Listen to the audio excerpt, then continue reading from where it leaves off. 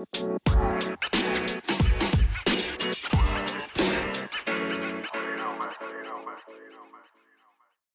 is, I gotta say, I'm very impressed. So the idea is the token ID. Okay, just to be clear on this, and everyone should check this out, by the way. This is spellsnft.com. Typically I like to stick to shilling my own projects or ones that make me money, but in this case, I really love this thing. So really check it out. By the way, welcome to the Caps 21 podcast. This is a bit of a stem winder one, less than an agenda. This is a podcast about art, culture, technology, on-chain. And right now we're talking about uniqueness. And are you unique? If so, listen on. And even if you're nervous, still listen on. So the idea of Spells NFT is I can choose the letters, and my token is what makes it unique is the combination of the letters, the order of the letters, and the colors. That's uniquely defines it? Exactly. And so if you can take those things and create a token ID from them. Now, are you doing it, directly by encoding those things as 32 bytes, or are you sort of taking a hash and that hash is now 32 bytes or something like this? So yes, you can, because you have to go both ways. You can't do the hash. What am I saying? Sorry, go ahead. Yeah, so what I'm doing is just very simple bit packing. So if you think about you have to basically think about this UN32 as actually a series of binary numbers or whatever, or bytes more accurately. And then once you break it down into those bytes, you realize you have up to 32 slots per byte for traits.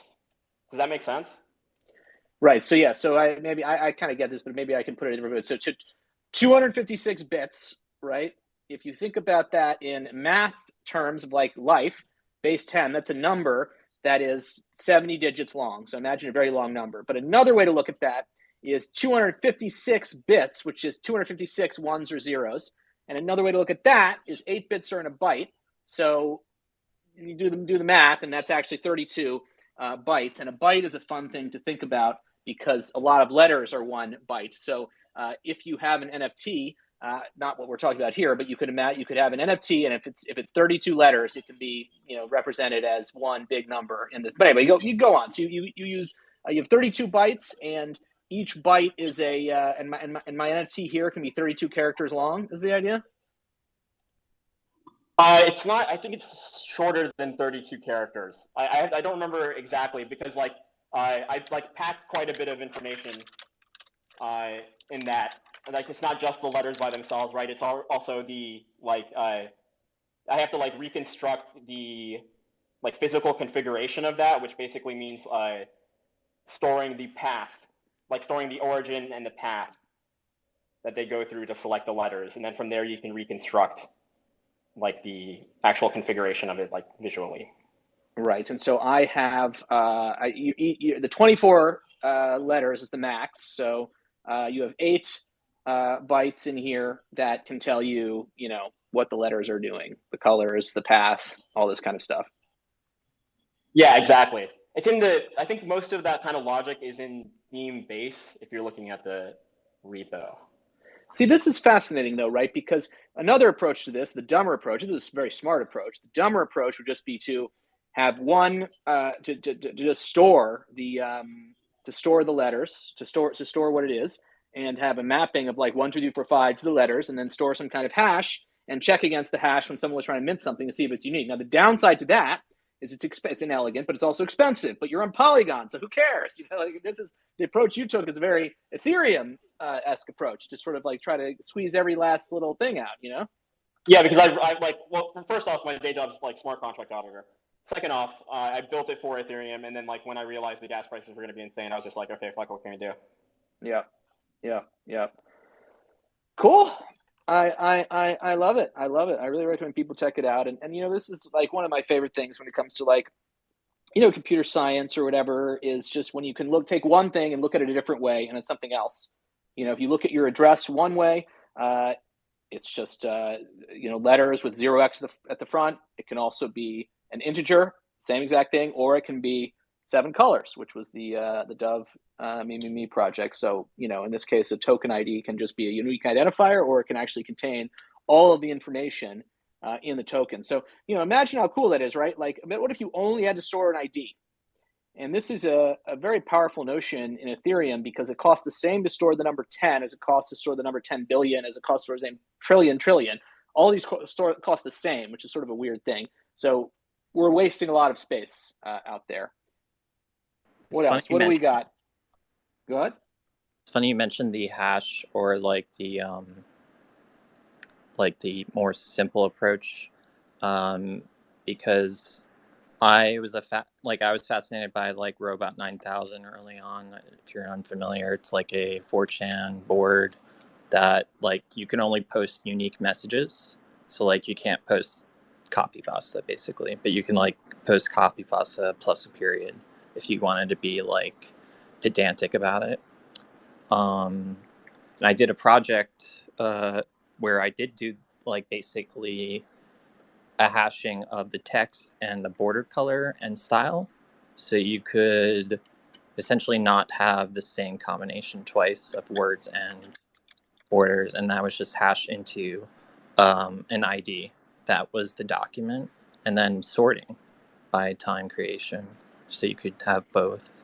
Obviously, like the ID is if it is settable, maybe that is a good approach. But some people, you like to use the ID as like a serial, so it's like 0 or 1, or like I guess that's a different sort of opinion too. Yeah, I mean, I love that because you can't say the same thing twice, right? That's a pretty interesting, deeply philosophical question. Like, what does it mean to say the same thing, twice? Because you can, there are homonyms, right, where it's the same letters, but it means something different. Sometimes there are puns. One of my favorite puns, and I think Pib will appreciate this as someone who lives across the pond, is the pun British left waffles on the Falkland Islands. Right, so it's like the British liberals are going back and forth on what to do with the Falkland Islands, but also they left their waffles there. Anyway, so are those different things to say? Now, you could say for the purpose of computers, it is the same letters, but a letter is also ambiguous because in the beginning they had 1 byte per letter, and that was just like letters were very simple. But now with Unicode, what constitutes a letter is basically always changing because the box can just keep getting bigger. So not only can it keep getting bigger, it can be you could combine 2 emoji that are rendered the same, and those are different across platform and different support. And then even beyond that, there's my favorite thing, which is the Cyrillic yay, which is an N basically, but it doesn't look like an N. And so is that a different thing? You can use code. You can use something that looks just like an N. That is it. There is there's the math space, which is not a space, but it's math space. There's the 2EM space. So it's a pretty interesting philosophical question, what it means to say the same thing twice. Now, what we do know is it's impossible to hear the same twice because you are going to be different the second time you hear it anyway. So if there's a message board that won't let you hear the same thing twice, that's called every message board. So you don't have to worry about that too much. Viv, what's good? Where's Dove anyway? Yeah, where's Dove? It's fine. He sent a message that said something about Central Time. Very cryptic, very cryptic. Eastern Time is the best. Central European, Daylight Savings is being over too, and so it'll be fine. People like saying EST, so you'll get your wish. What else is going on? What else is going on out there? Let me make Ben. So actually, could I bring up something else? There Sure. was potentially an idea of like proof of exclusion versus proof of inclusion, and how that might be related to uniqueness or if something is already. This is a topic that's been discussed in some of the other spaces I've been in, and it's around like domain registration. But so a proof of exclusion would be useful for querying to see if it's like registered already. And from my understanding, the way, so this is my rudimentary understanding, the way you figure it out is if you could do this with sort of like zero knowledge of anything else except like the 2 things that are supposed to be next to it. If you see those things don't have anything, if you could look at the chain and see those things have nothing between them, it it's not registered or doesn't exist yet. Hmm. Maybe that's a potential avenue for an optimal like combination of like IDs and proof of exclusion. So you could I guess the ID thing is just solved by necessity or implicitly, but you could I think that, so I don't quite understand. So looking at ENS, for example, if I want to register, tomlayman.eth, which I have actually, but suppose tom.eth, which I don't have, how do I know that I can't get tom.eth? so there's some mechanism that would take both of those hashes, and then they like would be on a number line essentially, and then there's like essentially an unknown number of in-betweens, but it knows that something, it goes after this other thing. So it looks linked to that other thing, which is not your thing. And you know that these two things, if they exist, should be pointing to this thing that you have or want to register. Does that make sense? Maybe, but I don't quite. I thought, but in practice, the way that works is there just some kind of like hash thing that you like look up? See, this is where work? my like naivety of the understanding how it works is not great. But like, essentially, it's like there's some linkage that shows that these things necessarily have to be next to each other. Interesting. Yeah, I mean, there is a well, on the randomness side, if you're interested in randomness and solidity stuff, I would take a look at this library out there that's been really heating up and just drop something on the randomness side of things called Solady, Solady, which I guess is a Milady reference, which I don't know the whole Milady thing or want to get into any of that kind of stuff, but that's what it is. And it's written by a very brilliant developer, Optimizor, which is a funny name, who is one of the main developers behind ERC 721A. And this is his kind of like, side project thing of like good, cool snippets. And so he has some great stuff in here in terms of just being able to get a random number. So one thing you might ask yourself is, how do you get a random number? Well, one thing you can do is take anything and feed it into yak hashing thing. And that's basically as random as you can get. So you can turn anything into a 256-bit random number, right, with this hashing approach. And that's like the hallmark of a good hash. It's kind of the definition of a good hash, because if it weren't random, you'd be able to, have some ability probabilistically to reconstruct what went into the hash, which is like the main thing you want to avoid when it comes to hashes, or one of the main things, whatever. But suppose you want a random number from 0 to 100, right? You have a random number from 0 to 10 to the 80th. How do you then get a random number from 0 to 100? Does anyone know the answer to this?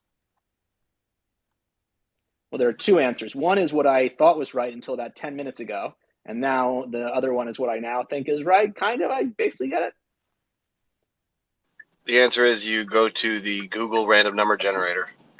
No, I mean on chain. Come on, we're blockchain people. We love the chain. It's crypto, NFTs, the future of money. Come on. Okay, so presumably it's modulo, and then you're going to follow that up with telling everyone about modulo bias?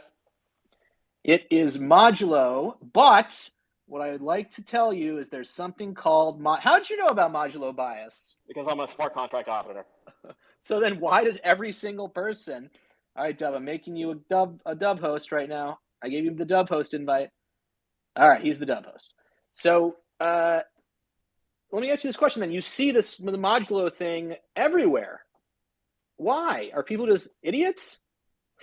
Most of the time, like, the numbers that you're generating are so large compared to the buckets that you're putting in them that like modulo bias doesn't really come into like practical effect. So real quickly, what modulo is, when it comes to this kind of thing, is basically if you want the number of a random number from 0 to 100, and you have some enormous number, you do modulo 100, and that essentially just cuts off the last two digits on the right side, and that's your number. So the last two digits are 4, 5, like 2,500, 80 digits, and then 4, 5. Modulo 100 just cuts you off the 4, 5, and that's your, quote unquote random number, and this is like a little cottage industry in blockchain development is just doing this. And what seems to be but it's biased for some reason. Maybe you can explain. But the idea is, thank God, if you're picking, really any number, that's realistic, even 10,000, even 10 million, right? You're going off of a 256-bit number, which is absolutely enormous. So probably it's fine. But yeah, why is it? Yeah, we got a special guest here today, smart contract auditor and NFT developer, Outer Pockets, and so yeah, Outer Pockets. What is it, and why is it not such a big deal in practice? Okay, give me a second to gather my thoughts. I'm trying to come up with like a non-technical explanation. Let's see. Well, if you need a second, it would take me about 10 hours. So you can have a second. Okay, so let's say you're generating a number, let's say your random number generator doesn't generate like a huge number. It only generates the numbers like 0 to 15, right? And you need to put those into 10 traits, right? Like you have 10 traits that need to be, like you have to boil this random number and it has to come out as one of these 10 traits, okay? So if you think that through, logically you'd map 0 to 10 from the random number to your traits, right? So there'd be a trait 0, a trait 1, and if the random number generator puts out trait 0, trait 1, no problem. But now the random number generator puts out 11, right? There's not a trait to map it to. So what do we do? We do modulo. We knock off the first part of that number, right? Now we have 1. 11 modulo 10 is 1. Okay, and so now we don't have a problem on its face, right? Like all of the random numbers can be mapped to one of those 10 traits. However, if the random numbers are like generated uniformly, meaning that like any one of those numbers 0 to 15 can come out with the same chance as any of the other numbers, then that means that you're going to end up with some of those buckets filled up twice and some of them filled up once, so to speak, right? Because 11 goes to 1, 12 goes to 2, 13 goes to 3, 14 goes to 4, 15 goes to 5. So now so now we've hit 5 twice, we've hit 1 twice, we have hit 2 twice, whatever. But now 6, 7, 8, 9, 10, they're only going to be hit once comparatively, right? So now we have a biased trait. Now we have biased traits, meaning that like the first 5 traits are going to appear with twice the frequency of the last 5 traits. Is that That's an amazing explanation. Yeah, so you're counting up. You're saying, okay, 0 is 0, 1 is 1, 9 is 9, 10 is 0 back there, 11 is 1. You're wrapping around, and that makes a lot of sense until you realize now you can't actually get to 6 twice, but you can get to 5 twice. So yeah, so it's really kind of you've got, it seems like the way you described it, right? You have to have the number of traits has to kind of cut into the most significant bit, so to speak, the most significant digit. Like you've got to have the number of traits, like 15 is like the biggest one is the tens place. And so your traits also have to like get into I don't know, maybe that's not the right way to, whatever. So this makes a lot of sense, but it also really seems like how could this on Earth ever be a problem in reality? Well, I'll tell you how it'd be a problem. In the case of like spells, right? I generate the random grid. It's like 64 characters, but it's like built up from basically 2 bytes 32s, right? So like each of those characters on screen is a byte. So like if I just grab like a random 32 byte value, like the block hash or whatever.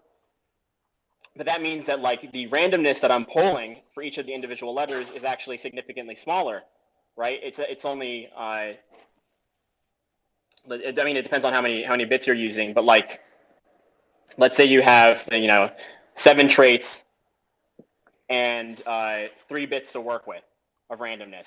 Now you're in trouble. So when you're doing like this kind of bit packing stuff, it can end up Modulo Bias can actually end up getting you into trouble. I mean, like relatively, it's NFTs or whatever. No, big trouble. Big trouble. Sorry. We have to be, this is my life. Where's my life? So yeah, I think one example of this actually, now that I think about it, might be Nouns. I think the way Nouns does it is they do the sort of greater than thing, like bit shifting or whatever, which is like another way to do this type of thing and whatever, moving things around. But I believe they take one number and they determine a bunch of different traits like the glasses or, all the noun stuff, the iconic nouns, memes. They do that from 1 250 UN 256, and they do it by like saying, okay, the ones on the farthest left determine the things, and then cut those off. And the other ones, and cut. Exactly. There you go.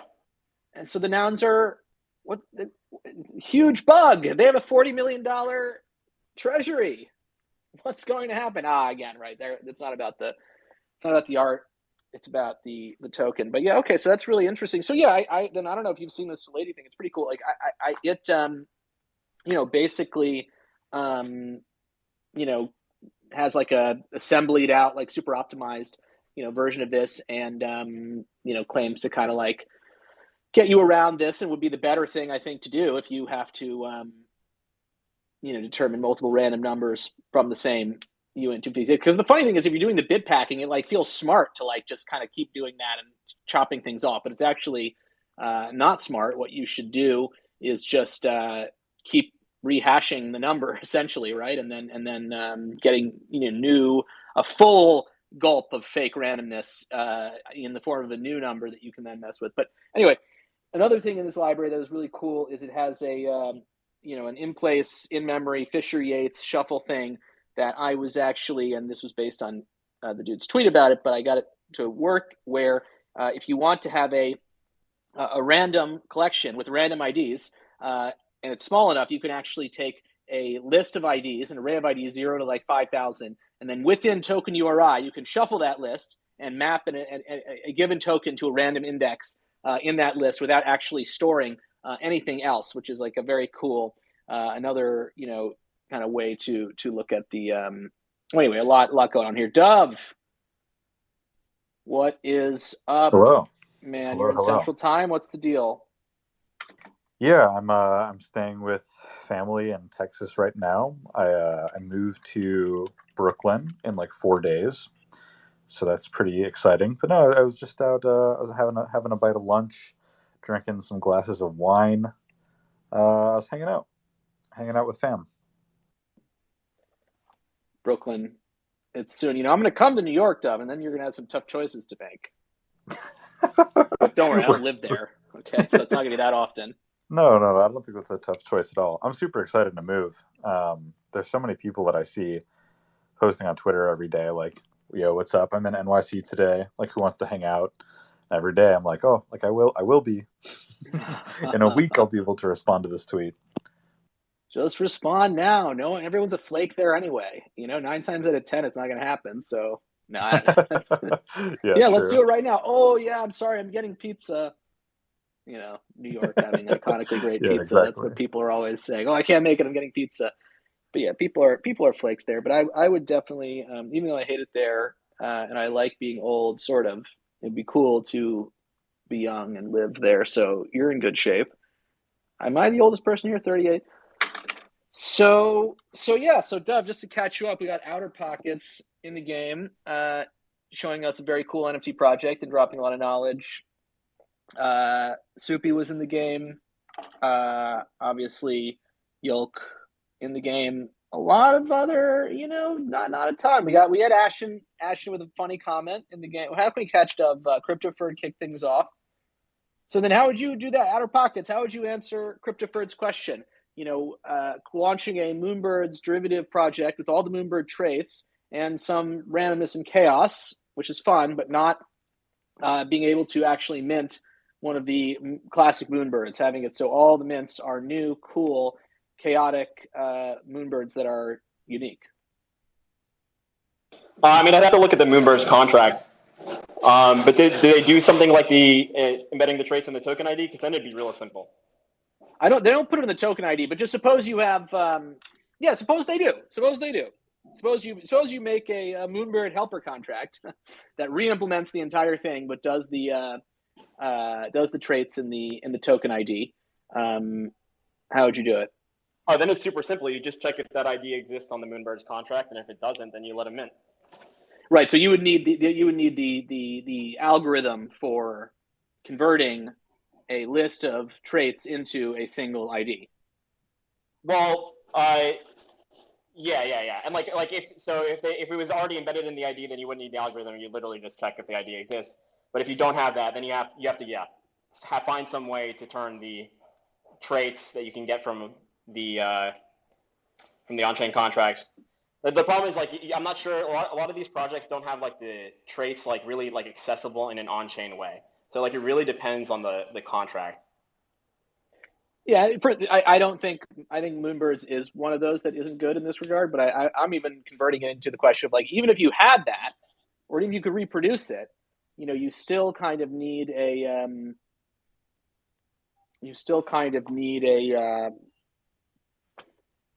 a way of kind of doing this sort of encoding, or a way to like put all of the possible Moonbirds in order and have. So anyway, we're working on a CryptoFerd. We are working on it. What else? What else is going on? I appreciate it. I'll go for it. Sorry. Oh, sorry. I was just saying I appreciate it. But I'm actually going to have to head out because I got about to pull into my driveway here, and family time and all that. Well, I hope that you won't, because you don't have your answer yet. So don't let it, you have to just put on a good face for your family. Okay.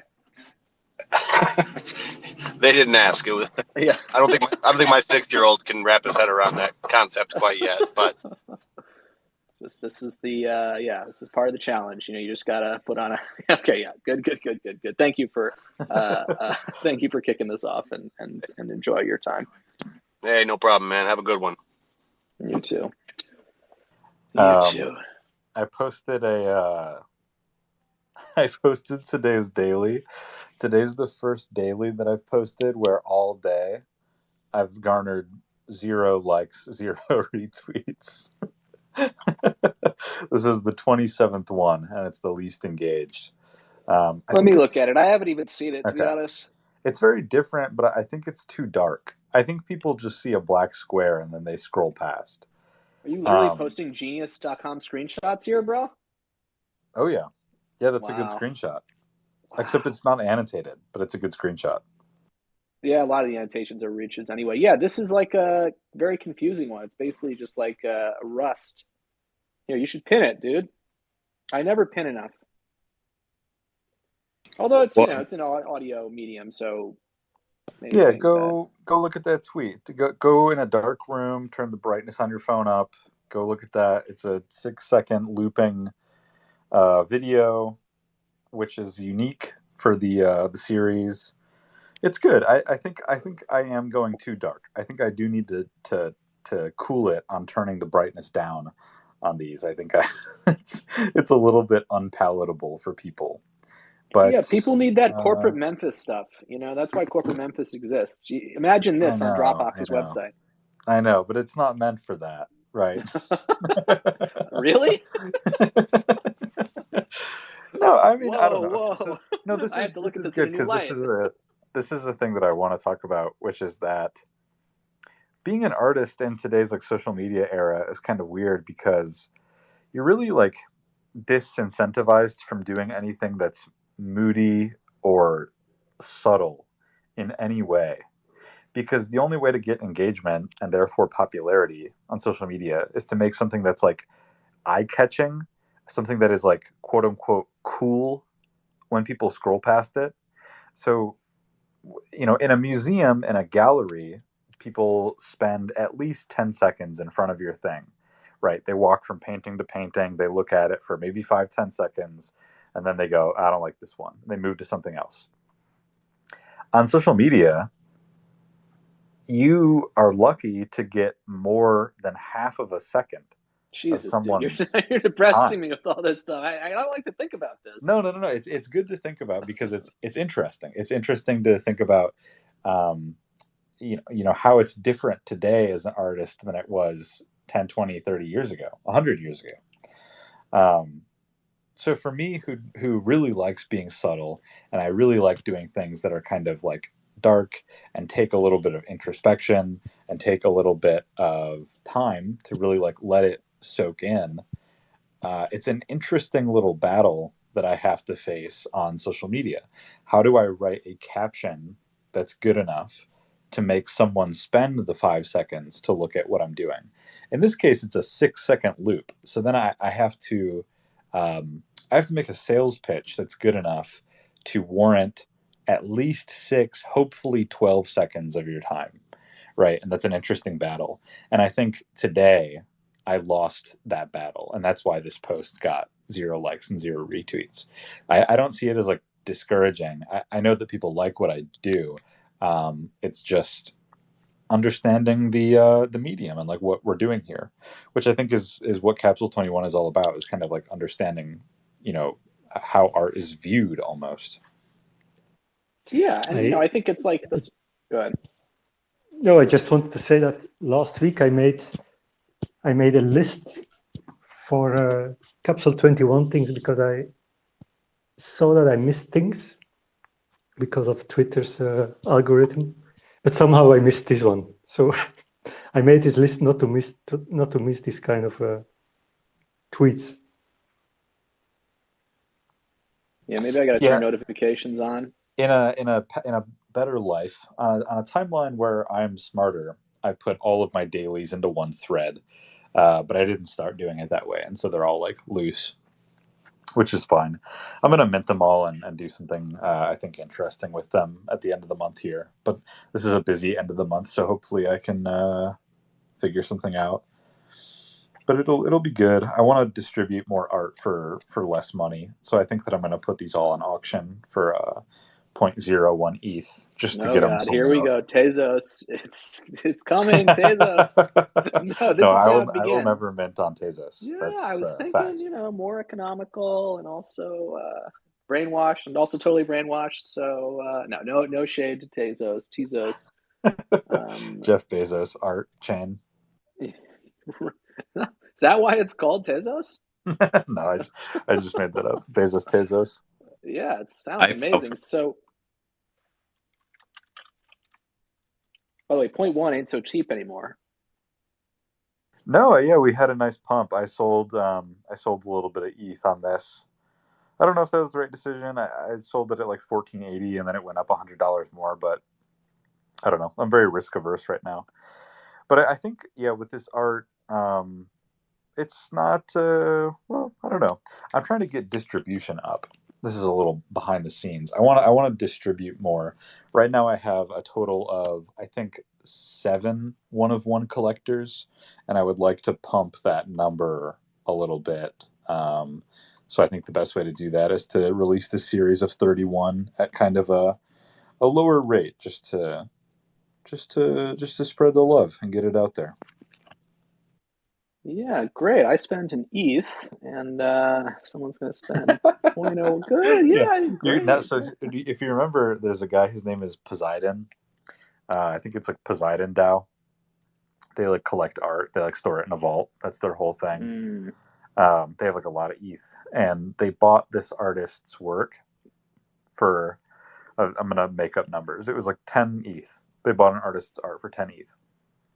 And then the artist minted something and put the auction reserve at 3 ETH, and it sold for like around 3 ETH.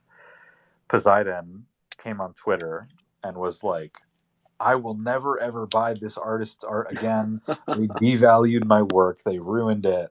And they never caught the end of that. People still comment on all of their tweets and make fun of them and bully them for that take. So I don't know if it's right or wrong, but yeah. No, but I think distribution is good. I think getting more people interested in the one-of-one stuff is really my main goal. So I'm just trying to maximize that. What about Yunks, dude? Did you abandon Yunks? Did you rug Yunks? Oh yeah, that was a funny. Someone left a reply to a tweet that was like, "Hey, I'm a little disappointed in those Capsule 21 guys. They did Yunks and they didn't sell out, and then they released another project afterwards." By the way, your Yunks tweet was right next to your Mesh tweet or whatever, and boom, a lot more engagement on that puppy. So people like the bright colors. Yeah, people. Whatever. I tweet about Yunks all the time. I talk about them in spaces, whatever. Anyway, we had our first hater today. That was funny. But no, Yunks are still good. It's still my pinned tweet. I still think it's the best thing that I've minted, I think it probably is the best thing I've minted. Moonlake is pretty good, but Yunks feels more like grounded. I don't know. Something about it is very, very good. I really, really like those. Yeah, I want to do a calculation of how many colors are in Yunks, which is going to be hard, of course, with the non-standard diffusion, noise, representation, everything, but still could be good.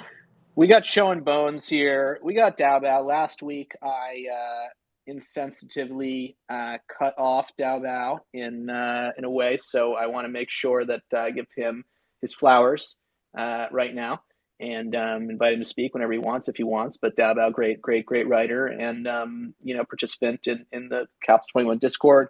Show and Bones, Sean Bonner.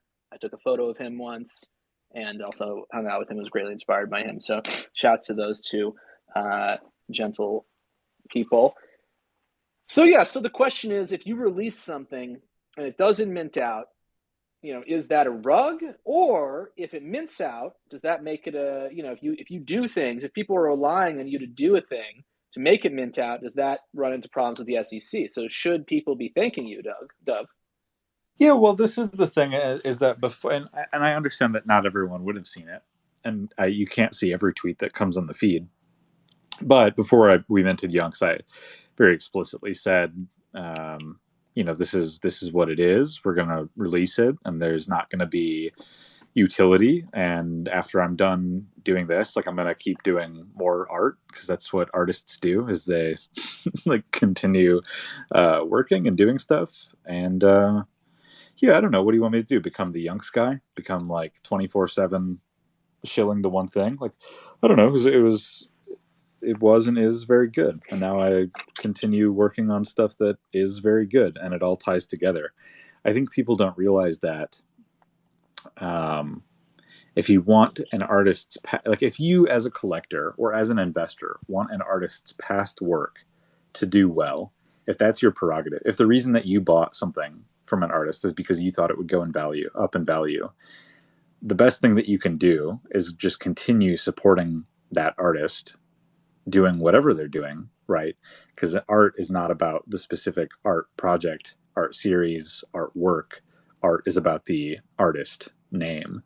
So the more that dovetail as a concept, dovetail as a name, whatever, however well I'm doing will dictate how well the previous work does. It's kind of messy to talk about yourself in that way, because I don't like. It is weird to me that people are speculating on art that I've made, but I understand that that's how it works. And to someone like NFT Avenue who wrote that tweet, I would just say, hey, I'm still doing good stuff. I'm still doing cool stuff. But how do we mint it out? Because I wouldn't mind seeing it mint out either.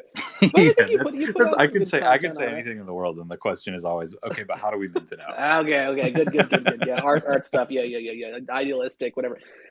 I think you did a good post today. So really, I have no complaints. I hope that. But in a way, a minted out project is maybe more dead than one that's still minting. I agree. Yeah, you can. Then what?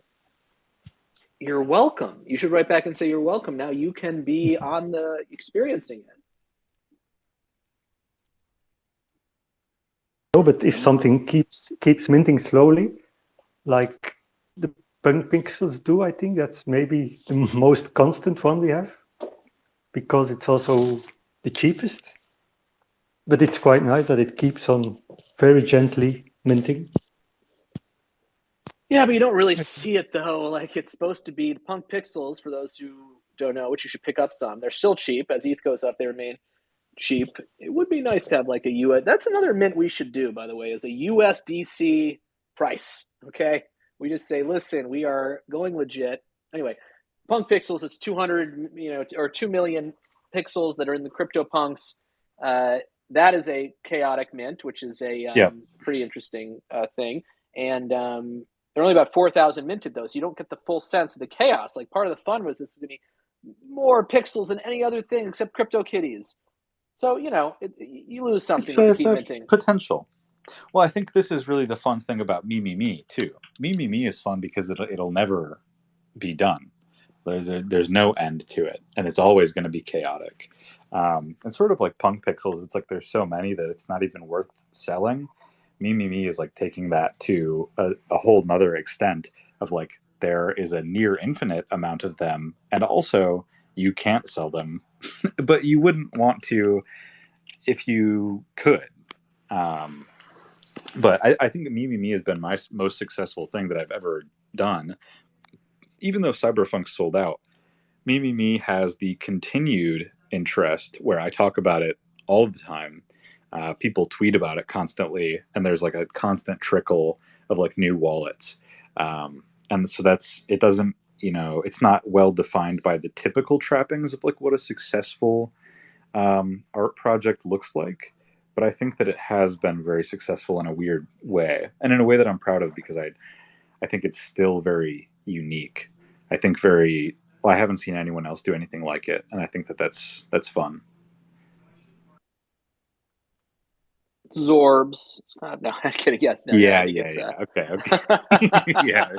yeah. So okay, Zora got the Zora. Okay, yeah, they got the Zorbs, but we love the Zorbs. And Zorbs also took from Mamo Me because I think it was an pre-open edition time limited thing. So, and they did some good volume, but whatever. It's different era. I put that in NFT prehistory, era, not prehistory, but NFT history era where back then you could do anything that was going to succeed. That was when people were really minting stuff. So we are the courageous ones who have who've come up when it's, the builders and the bear market and all that kind of thing. So I'm happy to not have anything mint because that means I'm a builder. So you're welcome, right. everyone. If you're unsuccessful and you keep going, that means that you are a capital B builder.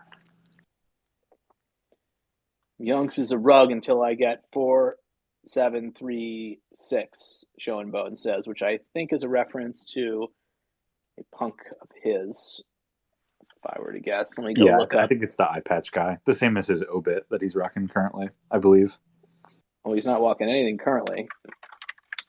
Let me look. And it is. I always go to rare. Oh, there it is. The frown. Why the frown, my dude? Positivity. Look at the heart. Look at the heart in my the fake heart. Let me try a different one here. Let me try the cry one. That could be good too. I think the fake heart though, I think is try which one. There should be a generator for this.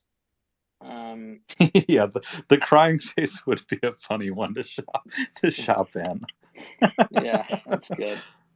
I don't know how Mike. So for those who don't know, there's this meme of it's a troll meme fundamentally of putting the hands up thing on because it stays up, of putting the hands up thing on the image itself so that it always looks like your hand is up. I don't know how he did it because it goes out of the circle of the frame. So how the f did he do that?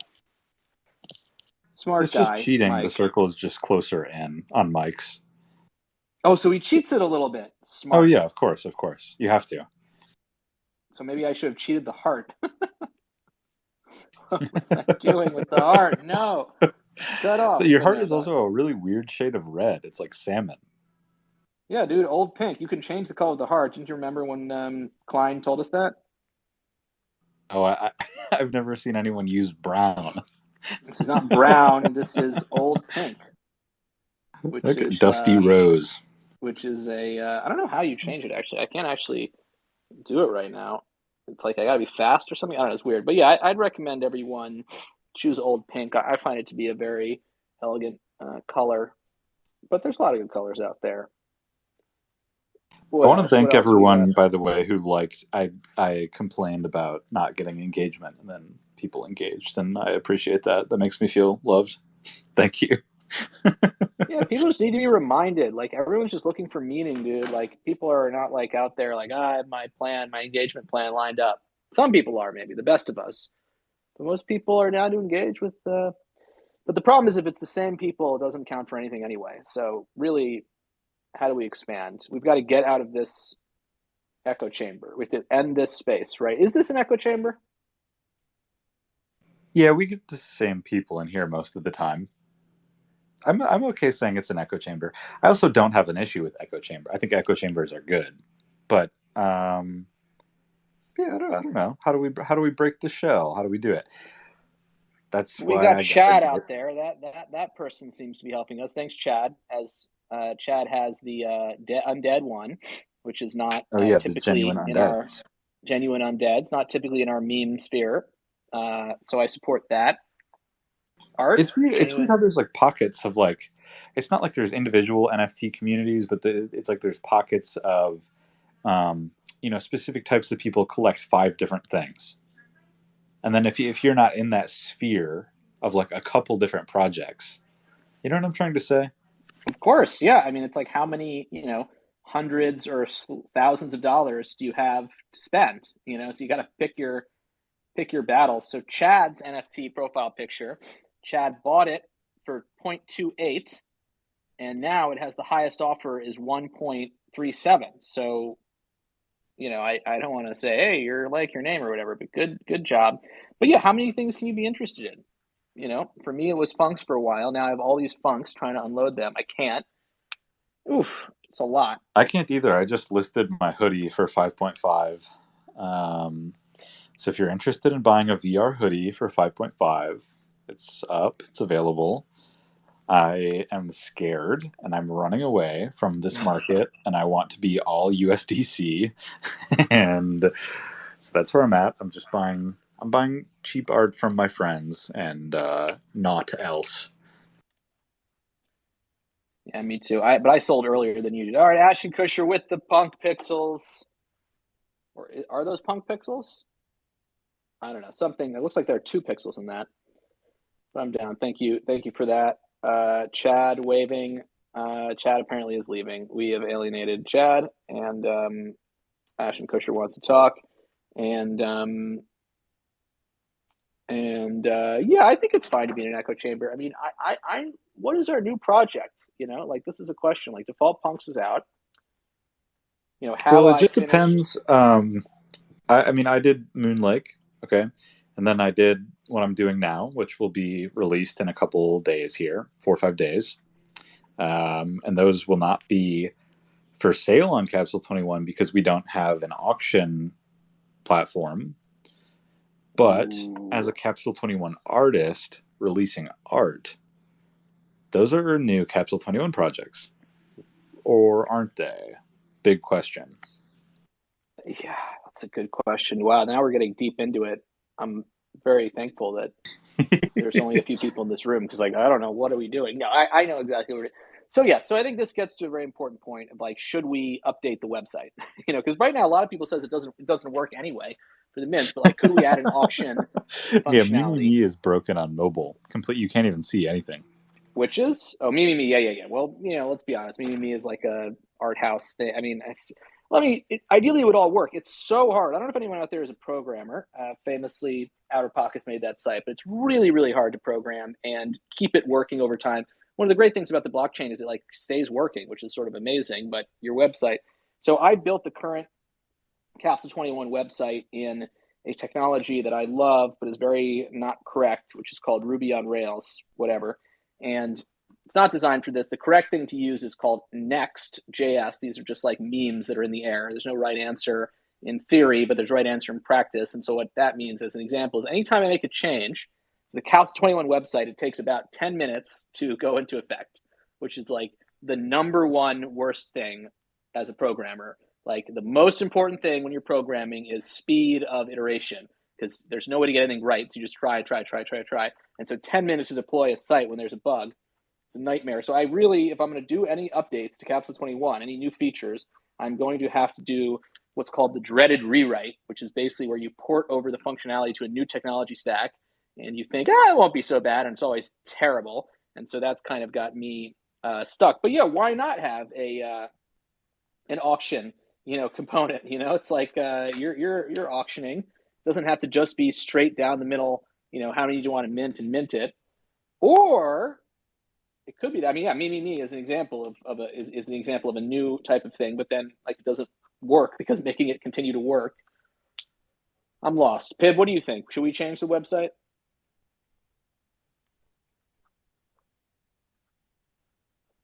No silence. One thing Jason Klein said to me in a space today is there can never be any dead air in a space. He said Twitter doesn't like it, and I'm taking him. And he was really aggressive about it with Piv. Basically, he was like, Piv like took 1 second to begin to speak, and Jason just took it a totally different direction, and came back to Piv. To be fair, but he was very aggressive on that. So now I'm going to ape him and not allow any silence at all. But So I think we should indeed start to think about changing the website. Yes. One thing we've wanted to do, which I still really want to do, which Daobao we've talked about a little bit. Did Daobao leave? No. Yeah, it's like 3 a.m. for him. No, but I was trying. I hope I didn't, because last I wanted to let him speak if he wanted to speak, but he didn't raise his hand or something. Whatever. So I did my best. But Daobao, if you're listening to this, we got to hang out. I know the time zone thing doesn't work, but one thing we've been talking about Daobao is like, could you have an annotation component to Capsule 21, or an annotation component just generally where you can do the talking about art thing that we love to do? That's an idea. I still love that idea. I'm just the technology of like building it, and also like, do people want to write and have that be minted as an NFT? Like, I personally have become so nervous about everything. So that's one thing. There's the auction thing. There's the painting idea. Remember that came up just today. The painting idea? Where you could. Oh yeah, that's it. I don't know if that's. I feel like that would require more money than any of us have. But I think that's a cool idea. More money. Yeah, I don't know how you do something. I had the idea that kind of related to the Joseph Albers thing, that we could take paint and not manufacture paint, because that's really hard, but basically take a pre-existing paint company wholesale and then rebrand it and name it after punk colors. So I could sell you a physical tube of paint that said Capsule 21's Wild Blonde, and it would be like a light straw color. And then you could go online and physically receive a tube of paint that had like cool branding and was like punk branded. And that would be, I don't know, that's an idea that I had. And I love that. I think it's cool. I think it'd be cool to be like, this is background blue, and then it's the weird blue, gray, green type thing. That's cerulean, but okay, yeah, call it, whatever you can call it, whatever you want. But what about the semi-transparent traits? No, I'm not talking about even the smoke. I'm talking about the rosy cheeks. Yeah, then you rosy just do cheeks over zombie. No. This is good because now we have that. But I think the real answer is that you would just guess, because you're not going to be accurate anyways, because hex codes don't turn into real life colors. But would you be simulating rosy cheeks over the zombie, or rosy cheeks over the whatever you want, whatever you think is what most people will want. So maybe you just take existing colors and you just sort of name them. Yes, exactly. This is Crayola. We're just doing Pantone, except with paint, yeah, and punk colors. With the punk colors, yeah, I think that's. I don't think that would be I think it would cost a lot of money, and I think it would not make us any money in return, but it would be very cool. Interesting. Could we? Does anyone know? Does anyone have any sort of high level connections at paint? Yeah. Any Sherman Williams business high level connections people? only. Yeah. This is not an idea for just like a random person who works at Sherman Williams. Okay, this has to be like VP level or above. So don't waste our time. Don't waste our fucking time. We don't have unlimited time to talk to your friends like for the last time. So yeah, I think we can hire some cheap labor and we can buy crayons, and then hire cheap labor to take the paper off the crayons and replace the paper with special Capsule 21 punk paper and sell that. There's got to be a way to do this. There's got to be a way to get your custom. Although they probably don't like that. They probably want to have the. No, they probably want to have. There's no way they do that. There's no way. I bet their whole thing is proprietary. Okay, let's see if there's anything. What do they got? They got Saybrook Sage, Simply White, Monroe Bisque, Hail Navy. Yeah, none of these colors have anything to do with the punks. This is all. Yeah. See, what if it was beanie blue? Well, we could find. Knit You could cap take orange. you could find the closest Pantone to that and I bet they have paints for all the Pantones. Right. Then we just But then have to how do you get just it put the in a name good beanie looking tube. on the tube? Yeah, we just have to product design a good looking tube. The market of people who would be interested in buying something like this is probably 5 people in total in the whole world. Yeah, but we would have like a DAO though. You know what I mean? Like it wouldn't be about selling it. It would be seriously, you'd have like a DAO wrapping it. Now we're doing the Nouns DAO beans in a can thing. Yeah, but it's the revert. Yeah, basically. I mean, but basically yes. But it would be we would get the tube on the Super Bowl. Basically, it would be the goal in the halftime show. No, but right. it would be how do we get a Super Bowl commercial for Capsule 21? Quick mention that would be a good reach goal, I think, for 2023. But it is it's Q1. Q1's here before you know it, so could be a bit of a challenge. What's up out there, everyone? What do you think should be the future of Capsule 21? And where do your financial interests align with ours? No, not just that, but what would be a cool project? What would be something that you would want to work on if you were me? Do you have any good, what do you want to do? I know for me, like right now, something that I've always wanted to do, and like right now I'm kind of tapping into for the last month. I love horror, and it's been a lifelong dream of mine to make a horror video game. I've always wanted to do that. For the Quest 2? For the Meta Quest 2? Yeah, hopefully not. If all goes well, it won't be on any sort of VR system. Because they have Resident Evil 4 on that, which I'm too scared to play. I've always wanted to be an art director for video games. That's the end goal here. I don't know how we get there, but that's my end goal. Yeah, to put out a AAA video game. I mean, it's like what, $100 million or something. It's not. Yeah, I mean, I just have to meet the right person who likes my art enough that they will give me an art director role with zero experience in the games industry. I don't think that's too big of a stretch. I think if I schmooze the right guy, I'm there. Yeah, no, I think horror is you're starting. Yeah, I mean, video games. Yeah. Whew. I'm scared to play this Resident Evil. I actually kind of got a little bit sick today playing the Quest 2. For those of you who don't know, like a saga that I'm going through is the sort of bell curve of thinking the Oculus, it's not Oculus brand anymore, but that's what people call it, thinking the Oculus Quest 2 is dumb to thinking it's amazing, and now I'm getting fatigued. I'm playing this game called Golf Plus, and it's just so frustrating and unnerving sometimes. I like Golf Plus. Yeah. How do we do Capsule 21 Plus? Yeah, we should actually. What about the membership token?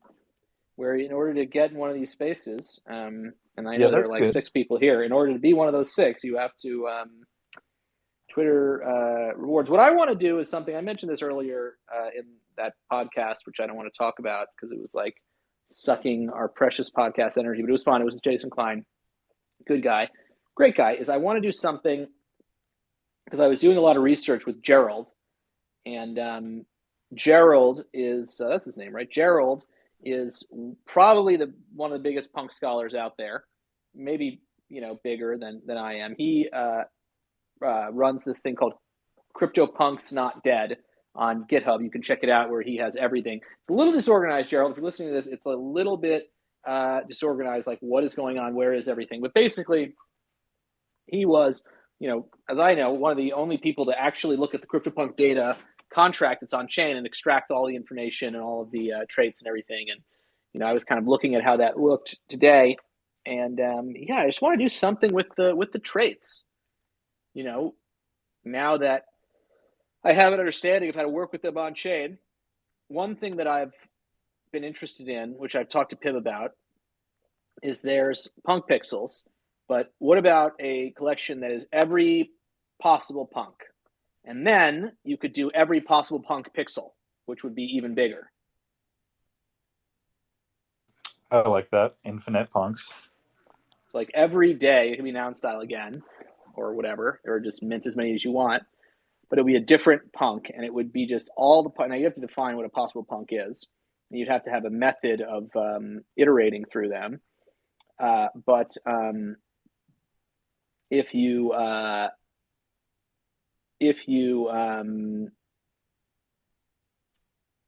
could come up with that, you know, it's a kind of cool idea. Like, how many possible punks are there, and could you just create, you know, all of them? So I'm a fan of this concept, but you know, I don't know what you could actually, you know, if it dilutes things a little bit. I think just to have it be a straight, you know, expansion pump type thing, it's kind of like the answer. Suppose you could like automate it, that it just goes on and on, that it pays for itself if one sells. It pays for, how do you mean? For minting. If you sell one, automatically the money is used to mint the next one. So it if could, you, oh, I see what you're saying. It could mint on like forever, if it sells. If you, you're saying if as a token holder you sell one of these tokens. Yeah, but yes. But maybe if it just mints one every day, and every once in a while one is sold, and this money is used to mint new ones every day. They could mint it to the seller or something like this. Oh no. So if someone other than us mints one, then we just reinvest the money to minting more. Is that kind of what you're saying? Something like that, but totally completely automated. Yeah, it's a so you could flywheel. make a something like that could like mint in eternity or something. As long as one sells every once in a while. If you have like, because you said every possible punk, that's like, I think, how many would that be? This might be a good candidate for your to doing an ERC20, right? So imagine you had an ERC20, but how many Ethereum are there in total? This is the wrong number. Let's say that there are 1 million Ethereum tokens in total. What if every Ethereum token had a... No, that doesn't make sense. Sorry, I don't know anything about technology. I'm just thinking you have so many of them. Why couldn't you use them like an ERC20 where they all have equal value? And I don't think that does make sense. Yeah, I mean, I think it would be cool. No, I do like that idea though, to have if you're going to, I mean, really, but punk pixels should be. But there are more possible punks than there are punk pixels. I'm sure of that. Yeah, punk pixels as a form of currency. What if you could buy? This is a fun idea. What if for the next Capsule 21 project, the only way that you could mint it was by burning punk pixels? So we use punk pixels as a currency. I love it. I mean, I think it should be a currency. I mean, I think that could be even for even for this concept, the possible punk concept. Like you can turn the pixel into something, like combining the pixels. You can turn the pixel into a punk that could be something. But then with the mechanics, as Pib said in the client space, with any of these mechanics, do people actually? But yeah, no, I think there's got to be some kind of. If I had this, I think we would feel a lot freer if we didn't worry about if people would be interested or not, because people aren't interested in most things that we do. We have people that do care about what we do, but the overall NFT community doesn't care what we're doing at all, for one reason or another. So if we just take that as a given and say like, okay, like that's the way it is, that's not a bad thing. Let's just like accept that for what it is at the moment. If we make this weird project in which you have to spend punk pixels instead of spending ETH, I think it would be cool artistically, creatively, in terms of tech, and maybe no one does it, and then we don't make any money. But maybe people think that it's interesting. I don't know. I think that doing something for it depends on how much time it costs to develop, I guess, is what I'm really saying. But if it's trivial and if it's fun and if we like doing it and if people are interested in seeing it, but we know it's not going to make very much, I think we should still consider options like that. I've been doing these dailies all month, and I wasn't planning on minting them until recently. I had like a couple people asking me, and I figured that I guess that I should. But this is related to that genius quote, the genius screenshot that I posted earlier, which says, let's pull it up. This is a good quote. This is from a song called "Human for a Day" by a band, Surrender Dorothy. But it's an intro to the song, but it's a quote from a musician. I forget who anyway. This is a quote. He says, there are people who make records that sound like other people's records, and there's other people who make records that people want to sound like, and that's the record I'm going to make. I know it may sell less, but it's going to mean more, and that's more important to me. And I think that is a good definer for all the Capsule 21 projects so far. I thank you for omitting the expletive, by the way. Now I'm reading it. Of course, family friendly. Family friendly. You can records sound like other people's records, and there are other people make records that people want to sound like. Yeah, it's like kind of your classic, your favorite rapper's favorite rapper type thing. Yeah, I mean it's I wanted to bring this up, and not that they're whatever. Azuki did the golden skateboard thing. I found it very amusing that they had this leaderboard for how much people had bid, and the people who were right, the because top everyone bidders, was getting the same thing, right? Everyone was getting the same skateboard. Correct. People bid different amounts, and that was on a leaderboard.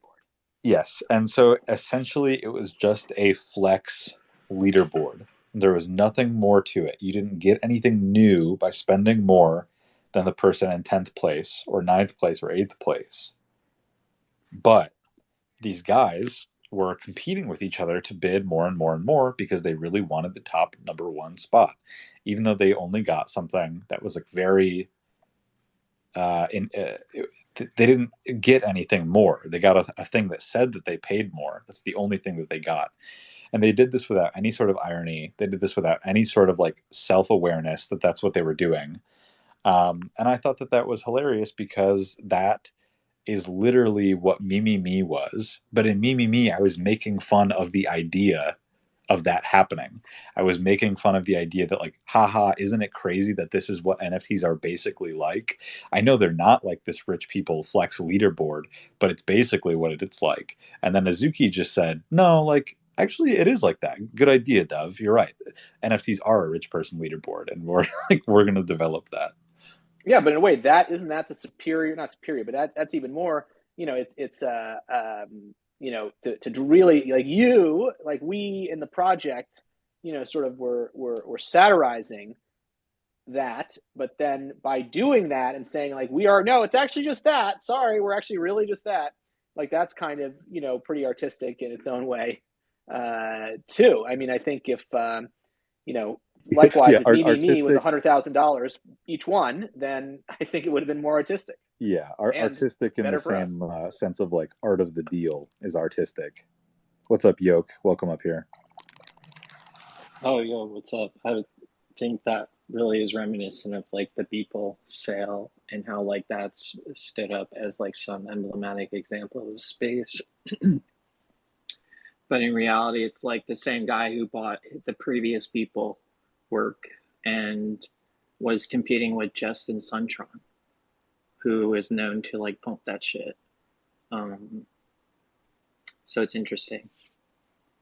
His work wasn't worth that, but it was worth it for the bidders to compete with one another, and that's all it was. It was the previous Beeple sale was like 2.9 that the same guy bought, Meta Coven, as MetaPurse. Yeah, there's a really good YouTube video, and I know people, when I bring this up, people always go, "What?" There's this thing in the furry community. Okay, you all know what furries are. I don't have to explain what that is. But they sell unique characters to people, right? See, so Adoptables? Is it yes, adoptables? yes. These are adoptables. They'll draw a unique furry character and sell that character. And when you buy this character from a furry artist, you don't receive anything. You don't get a unique digital file or a certificate or anything. What you receive is the implied rights to use it as your personal fursona. There's a lot going on. You can use it as your fursona if you pay money. Yes, it's an NFT without the NFT. You're made it's not on the blockchain. Well, where is it stored? The record of ownership. It's not stored anywhere. It's stored on the DeviantArt forums. You know what I mean? Like it's stored in the tacit agreements and the shared experience of watching the auctions. There's a very good video on YouTube. Go on YouTube, search the story of the $20,000 furry commission. And it's a story that very much is like that, where the art was really not anywhere near that value, but two people who kind of got obsessed and were having a little bit of a flex off ended up paying and bidding this piece of furry art to $20,000 for no other reason than to like duke it out with each other. And that happens all the time in NFT art for the same reason. Beeple is a good example. I don't want to call anyone else out specifically, but yeah, the Beeple all-time high art sale is a good one for sure. Yeah, but there's also something called FOMO. I mean, even when I was bidding on my house, it's like you don't want to owe. Like essentially, there's another phenomenon which is called the O, which is out, or it's really the MO, missing out. And so, no matter how much people are like flexing and then being like cool, like isn't the Mo in there somewhere? The fear of it, at least. Like people get in their heads, they have to have something. I'm sure this has happened to you. Yeah, but this is not related to the value of the work, right? But neither is the Mo. Because there's more than one work of Beeple art, and there was at the time more than one Beeple work of art like available. It wasn't like he was going away. It wasn't like Beeple is dead. I understand it in the case of like dead artists whose works very, very, very seldom go to auction. And so then you really do have a FOMO of like, oh, if I don't buy this right now, everyone else is going to keep it in their vault or in a museum or in a gallery until the end of time, and I'll never have an opportunity to collect it again. Plus, the supply is going down with the mashed potatoes thing, so it's even worse than that. Exactly. So I get it in certain circumstances, but in the Beeple case, it was very weird because it's a living artist who, is certainly going to continue creating and has lots of past work that they can sell. It's an artist who literally their claim to fame is doing something every day. So they have, years and years and years of stuff to monetize and sell. It is funny, right? Because if he's going to keep doing something every day, there's a lot of days. I hope, let's hope right. Something... Right. Beeple is insanely prolific, and there's no way in hell that he never decides to sell a lot of his everydays. So yeah, that's a good example for sure. I'd be remiss if I didn't bring up as well that like that whole sale was then like basically turned into an ICO where people bought that. I don't like have all the facts in front of me, so I don't want to like misphrase everything, but so like that whole thing was like a front to an ICO of those works that they were gonna like basically derivatize. So like I think there's also like that part of it, and people think it's like just the sale of the art too. So I don't know. Yeah, I mean, yeah, that's actually really. You mean like they wanted to kind of like make works derivative of the one that they owned, so they had to own the original in order to profit off of to making derivatives of it. He like did a swap of like the token. It's like very complex, and it was Okay, part of like fascinating. expanding like the metaverse experiment, which he Interesting. referred to. Interesting. Although not saying it was him, he referred to it as a brilliant move by metaverse. But I mean, if for Beeple, everything has worked out great. He's building a new art facility in North Carolina or South Carolina. I think it's South Carolina where he lives. To do art in, it's like a big warehouse. It seems very nice. I wish I had a giant warehouse to do my art in. So yeah, I think it's going well for him. I don't think that's his fault. So I don't mean to besmirch Beeple's name. Although I have gotten into a DM argument with him before. I disagree with him on a lot of stuff. But yeah. Anyway, watch that YouTube video, "The Story of the $20,000 Furry Commission." It's a very good video. yeah, there's a couple. Which one should I watch? It's by a YouTuber named Izzz IZZZ. Yeah, it's the first one. Okay.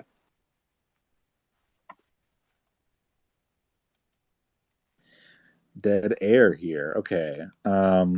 What's our? We're about done here. It's been about an hour 40. Yeah. Yeah, What although else when can we we've talk had about? topics in the past, sometimes we go to 2 hours. It may be bad. This is the first podcast that has not had a topic. So if you saw this and you liked it, then you've learned something about your personality, that you're more free thinking and more open to change. If you didn't like this it's tofu. You're eating yourself in a way. You're learning who you are when you eat it, because it just doesn't taste like anything. So thank you all for coming. Thank you, Chad. Thank you, everyone. Shown Bones. Outer pockets for the knowledge. Definitely, from my standpoint, not to say too much about any specific person. Don't want to play favorites, but definitely, Outer Pockets is my follow of the day. For some real knowledge, I encourage you to follow Outer Pockets, and we'll be back next week, maybe with a topic, maybe with a brand new, fully designed website launched using Next.js, or could be more of the same. We will see. Every possible punk. If you know how many possible punks there are, let me know.